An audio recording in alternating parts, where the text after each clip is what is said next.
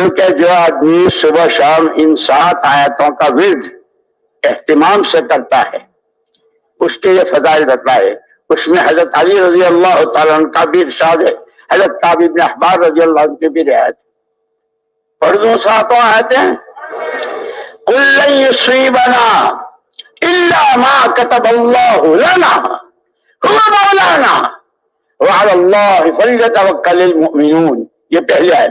وَإِن يَمْسَسْكَ اللَّهُ بِضُرٍّ فَلَا كَاشِفَ لَهُ إِلَّا هُوَ وَإِن يُرِدْكَ بِخَيْرٍ فَلَا رَادَّ لِفَضْلِهِ يُصِيبُ بِهِ مَن يَشَاءُ مِنْ عِبَادِهِ وَهُوَ الْغَفُورُ الرَّحِيمُ.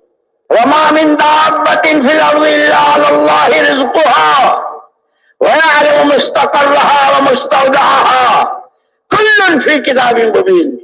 إِنِّي تَوَكَّلْتُ عَلَى اللَّهِ رَبِّي وَرَبِّكُمْ مَا مِن دَابَّةٍ إِلَّا هُوَ آخِذٌ بِنَاصِيَتِهَا إِنَّ رَبِّي عَلَى صِرَاطٍ مُسْتَقِيمٍ. 3 ہوئی.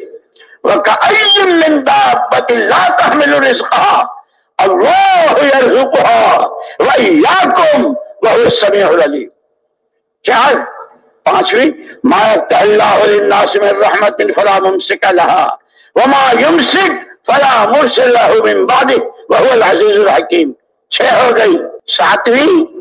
وَلَئِن سَأَلْتَهُم مَّنْ خَلَقَ السَّمَاوَاتِ وَالْأَرْضَ لَيَقُولُنَّ اللَّهُ قُلْ أَفَرَأَيْتُم مَّا تَدْعُونَ مِن دُونِ اللَّهِ إِنْ أَرَادَنِي اللَّهُ بِضُرٍّ هَلْ هُنَّ كَاشِفَاتُ ضُرِّهِ أَوْ أَرَادَنِي بِرَحْمَةٍ هَلْ هُنَّ مُمْسِكَاتُ رَحْمَتِهِ قُلْ حَسْبِيَ اللَّهُ عَلَيْهِ يَتَوَكَّلُ الْمُتَوَكِّلُونَ.